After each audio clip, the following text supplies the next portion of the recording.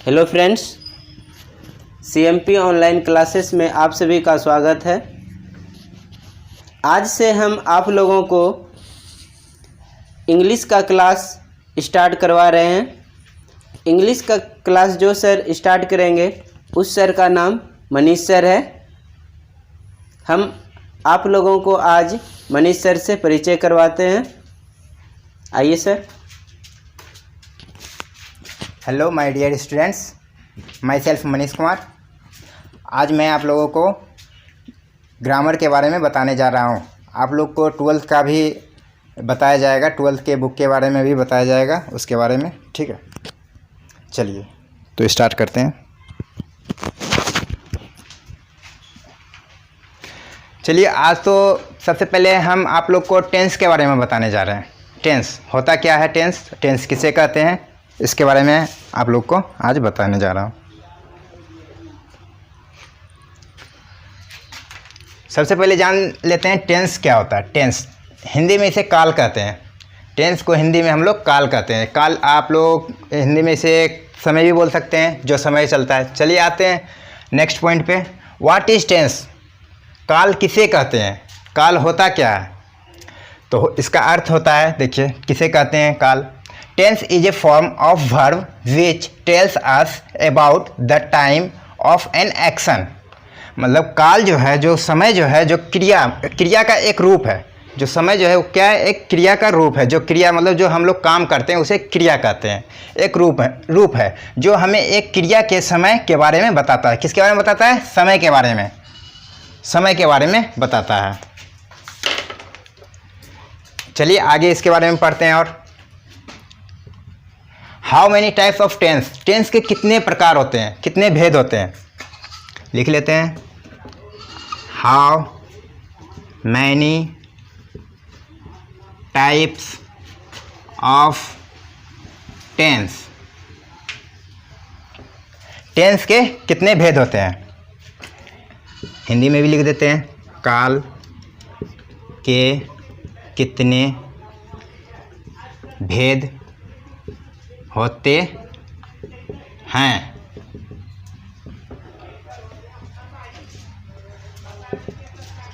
तो my dear students, आप लोग जानते होंगे कि काल के कितने भेद होते हैं। काल के मुख्यतः 3 भेद होते हैं। टेंस के 3 भेद होते हैं। कौन कौन सा, चलिए जानते हैं।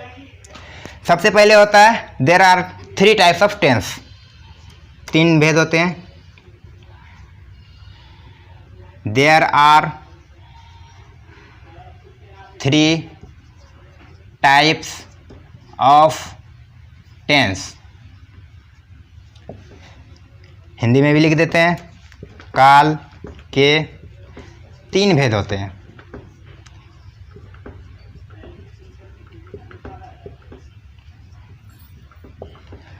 चलिए जानते हैं कौन कौन सा भेद होता है काल के। तीनों पढ़ते हैं आगे। सबसे पहला होता है प्रेजेंट टेंस। प्रेजेंट टेंस किसे कहते हैं, आइए उसके बारे में जानते हैं।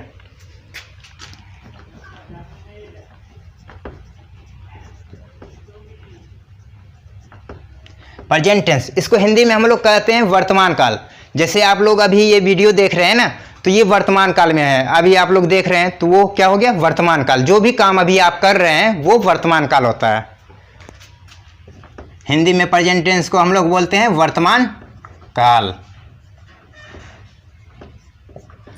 वर्तमान काल किसे कहते हैं? जो समय अभी चल रहा है उसे वर्तमान काल कहते हैं।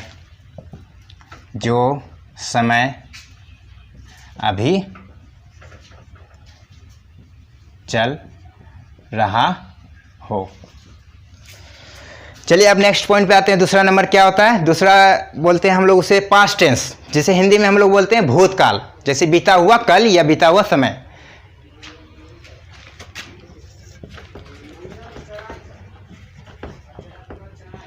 पास्ट टेंस, हिंदी में हम लोग इसे कहते हैं भूतकाल।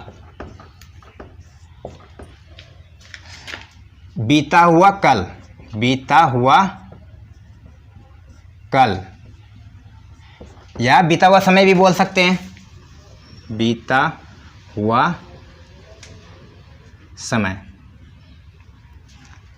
जैसे कल आप लोगों ने कुछ काम किया होगा, चुका है, चुके मतलब कर चुके होंगे, तो वो किस काल में आता है? तो पास्ट टेंस में, जिसे हम लोग भूतकाल कहते हैं।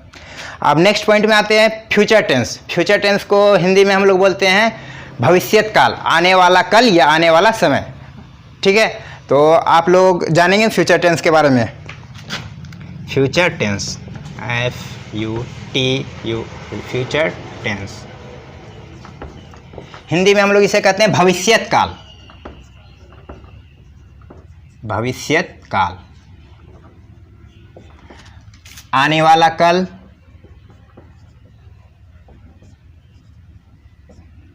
या आने वाला समय।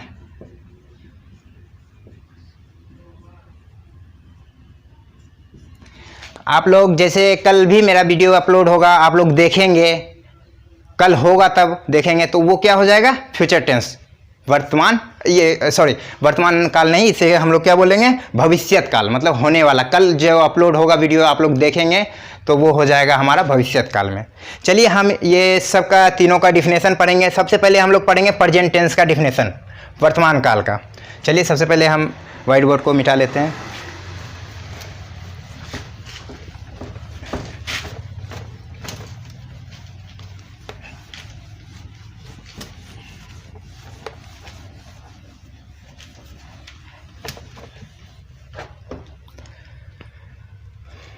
पहला है प्रेजेंट टेंस।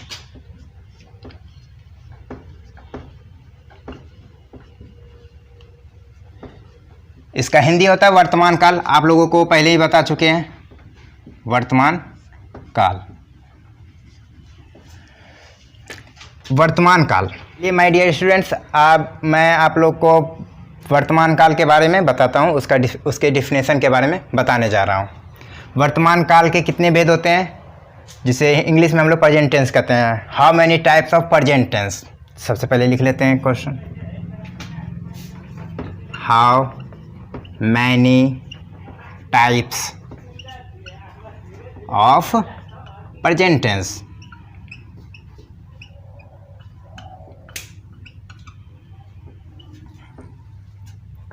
वर्तमान काल के कितने भेद होते हैं? तो आप लोग भी जानते होंगे मेरे ख्याल से कितने भेद होते हैं।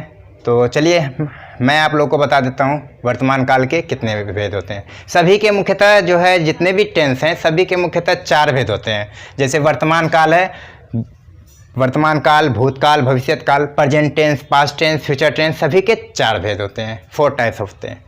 तो there are 4 types of present tense.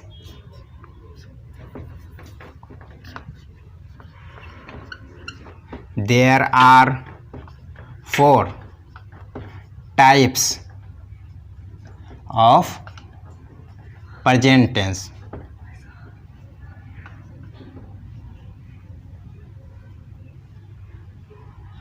There are 4 types of present tense. वर्तमान काल के 4 भेद होते हैं।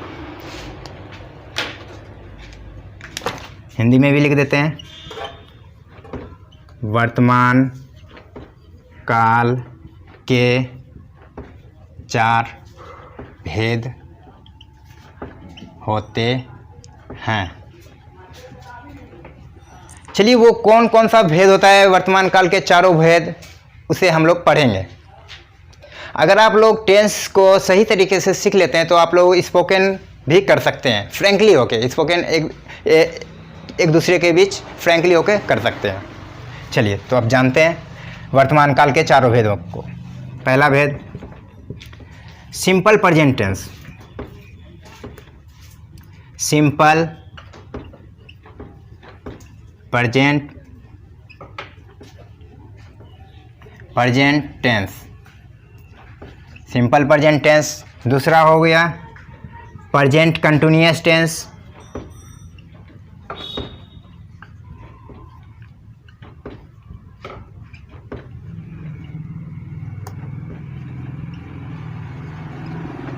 तीसरा हो गया प्रेजेंट परफेक्ट टेंस।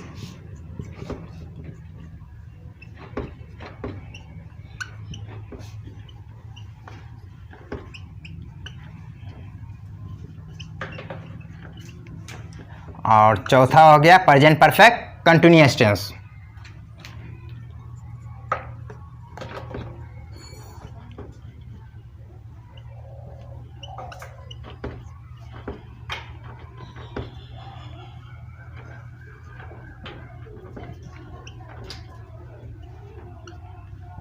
जैसे सिंपल प्रेजेंट टेंस को और बोल सकते हैं हम लोग प्रेजेंट इंडेफिनिट टेंस भी बोलते हैं, तो और भी लिख सकते हैं प्रेजेंट इंडेफिनिट टेंस।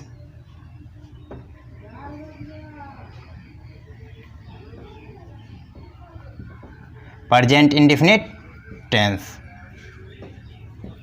और प्रेजेंट कंटिन्यूअस टेंस को बोल सकते हैं प्रेजेंट इम्परफेक्ट टेंस, और में हम लोग बोल सकते हैं प्रेजेंट इम्परफेक्ट टेंस।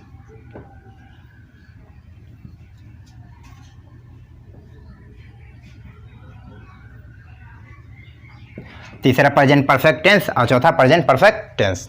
चलिए तो अब हम लोग सिंपल प्रेजेंट टेंस के डिफिनेशन के बारे में जानेंगे, उसके बाद फिर प्रेजेंट कंटिन्यूअस टेंस, उसके बाद प्रेजेंट परफेक्ट टेंस, उसके बाद प्रेजेंट परफेक्ट कंटिन्यूअस टेंस, उसके उसी तरह से आप लोग जानेंगे। ठीक है, चलिए सबसे पहले मिटा लेते हैं, उसके बाद फिर सिंपल प्रेजेंट टेंस के बारे में बताएंगे।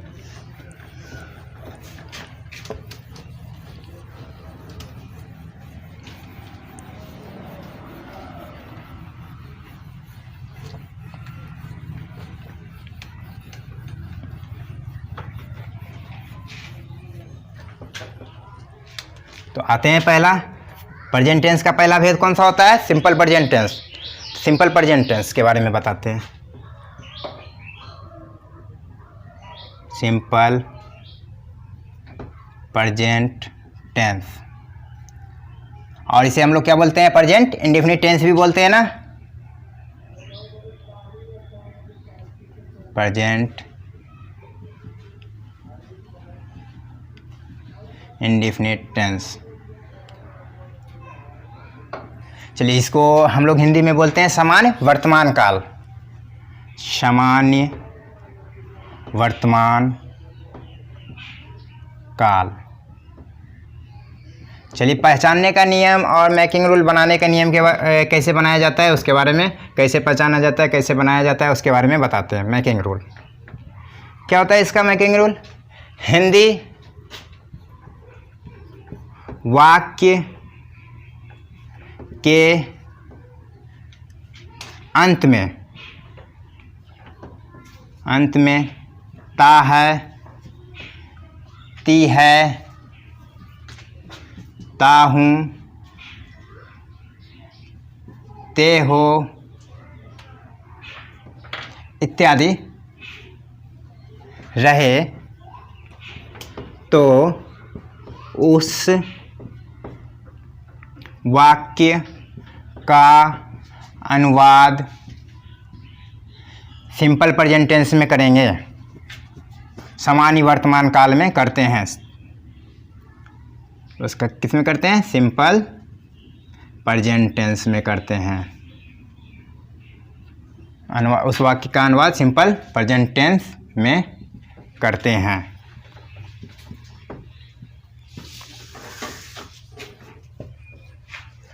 चलिए इसके स्ट्रक्चर के बारे में हम लोग जानते हैं। इसका स्ट्रक्चर होता क्या है उसके बारे में। Affirmative structure,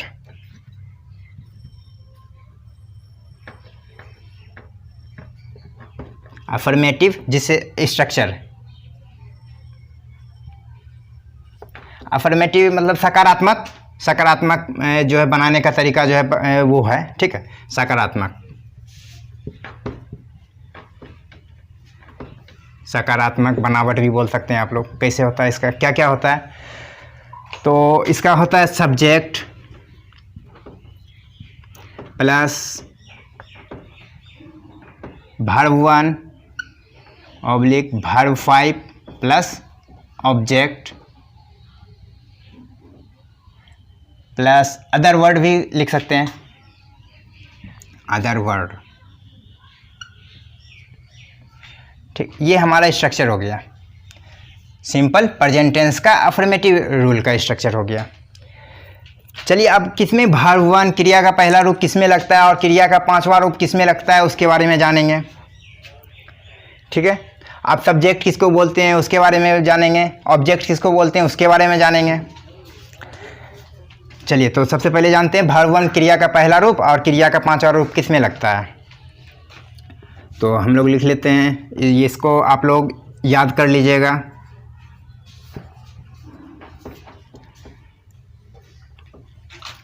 he, C, it, माई और नेम। नेम में जैसे हो गया राम, सीता, गीता, etc के साथ एस या ईएस का प्रयोग किया जाता है। तो इसको आप लोग याद कर लीजिएगा। ही, सी, इट, माई और नेम जैसे राम, सीता, गीता इत्यादि रहे, उसके साथ क्या चीज़ का प्रयोग किया जाता है, एस या ईएस। जिसमें एस या ईएस लग गया वो क्या कहलाएगा, क्रिया का पांचवा रूप कहलाएगा। अब हम जानते हैं कि इसमें V1 किसमें एस या ईएस नहीं लगता है और कौन सा V1 कहलाता है। चलिए अब उसके बारे में जानते हैं। आई, वी, दे, यू और प्लूरल। प्लूरल का मतलब बहुवचन। बहुवचन के साथ एस या ईएस का प्रयोग नहीं किया जाता है, नहीं किया जाता है। तो इसमें क्या लगेगा, V1 क्रिया का पहला रूप।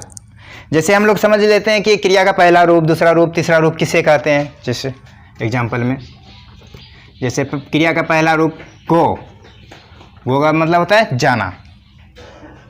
क्रिया का दूसरा रूप वेंट, वेंट का मतलब गया। क्रिया का तीसरा रूप गोन, GON गोन हो जाता है। उसके बाद फिर क्रिया का चौथा रूप जिसमें ING लग जाए वो क्रिया का चौथा रूप होता है। और क्रिया का पांचवा रूप जिसमें एस या एस लग जाए उसे क्रिया का पांचवा रूप होता है।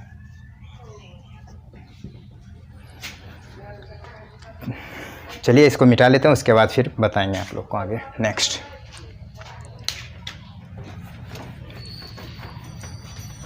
ऐसे आप लोग थर्ड पर्सन सिंगुलर नंबर के साथ भी ICIS का प्रयोग कर सकते हैं।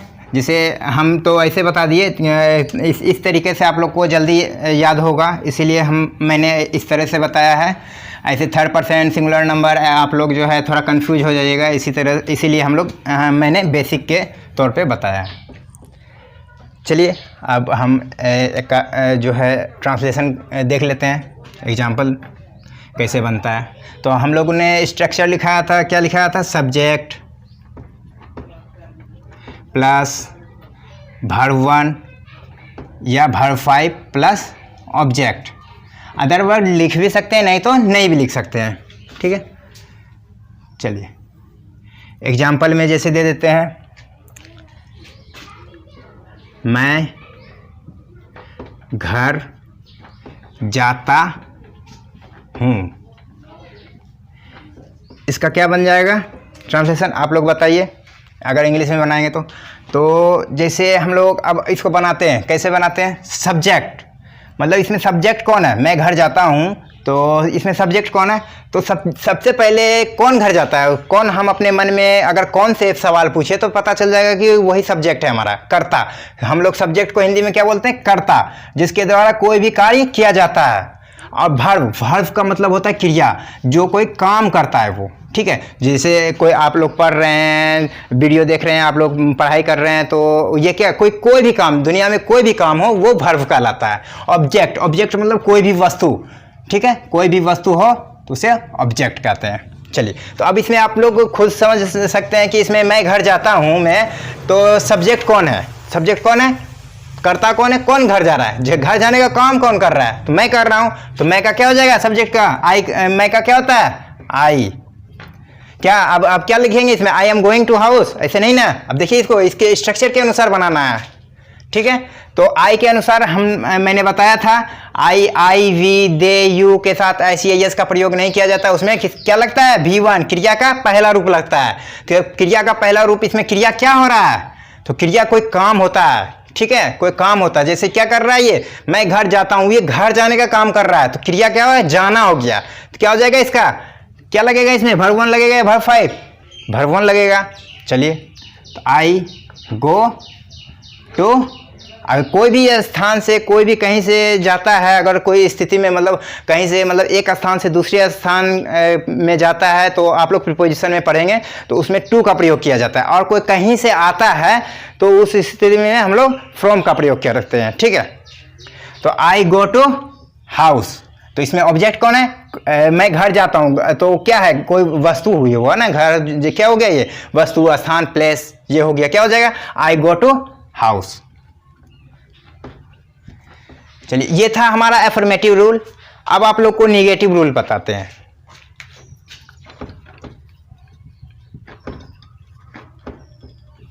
निगेटिव सेंटेंस के बारे में।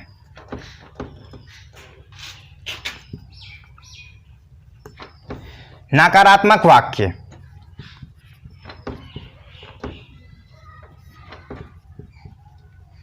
जैसे इसी को एग्जांपल में ले लेते हैं। जैसे क्या हो जाएगा, मैं घर नहीं जाता हूं कर लेते हैं, मैं घर नहीं जाता हूं। अब कैसे बनाएंगे हम लोग, जब तक हमको स्ट्रक्चर इसका मालूम नहीं होगा, तो इसका स्ट्रक्चर देख लेते हैं। तो इसका स्ट्रक्चर क्या होता है, लिखते हैं पहले स्ट्रक्चर। सब्जेक्ट प्लस डू या डज प्लस नॉट प्लस क्रिया का पहला रूप। जैसे नेगेटिव, इंट्रोगेटिव, ठीक है, इंट्रोगेटिव नेगेटिव कुछ में जाए, क्रिया का पहला रूप ही लगेगा। उसके बाद ऑब्जेक्ट, उसके बाद अदर वर्ब लिख सकते हैं, लिखना चाहे तो। चलिए अब इसको बनाते हैं। तो अब बताइए कि डू और डज में किस में लगेगा। तो मैंने लिखा है आई वी दे यू प्लूरल के साथ V1 का प्रयोग किया जाता है ना, जिसमें V1 का प्रयोग किया जाता है उसमें आप लोग डू लगाएंगे, और जिसमें V5 का प्रयोग किया जाता है उसमें आप लोग डज का प्रयोग करेंगे। डज का प्रयोग किसमें किया जाएगा, ही सी इट माई और नाम के साथ क्या प्रयोग किया जाएगा, डज का प्रयोग किया जाएगा। चलिए अब इसको बनाते हैं हम लोग। तो इसमें मैं घर नहीं जाता हूं, तो इसमें हमारा सब्जेक्ट, सबसे पहले सब्जेक्ट हमारा क्या है इसमें, तो मैंने बताया कौन घर नहीं जा रहा है, तो मैं घर नहीं जा रहा हूं, सब्जेक्ट तो मेरे ऊपर ना, दबाव किस पे पड़ रहा है, मेरे ऊपर पड़ रहा है। क्या हो जाएगा सब्जेक्ट, मैं का आई के अनुसार क्या लगेगा, डू या डज। तो मैंने आप लोगों को बताया था कि किसके साथ डू लगता है और किसके साथ डज लगता है, डज का प्रयोग किया जाता है। तो आई के साथ डू का प्रयोग किया जाता है, और ऑफिशियली इसमें नहीं है तो नोट ऑलरेडी आ जाएगा, नोट है तो नोट यहाँ आ जाएगा। उसके बाद फिर सारा कुछ भी रहे, नेगेटिव, इंट्रोगेटिव, नेगेटिव, सब में क्रिया का पहला रूप लगेगा। क्या लगेगा, क्रिया का पहला रूप। तो क्रिया का पहला रूप क्या लग जाएगा, जाना का, गोज या गो लगेगा। आई डू नॉट गो, और कोई भी स्थिति में कहीं से भी कोई भी कहीं से कहीं जाता है तो उस स्थिति में टू का प्रयोग किया जा सकता है। I do not go to house.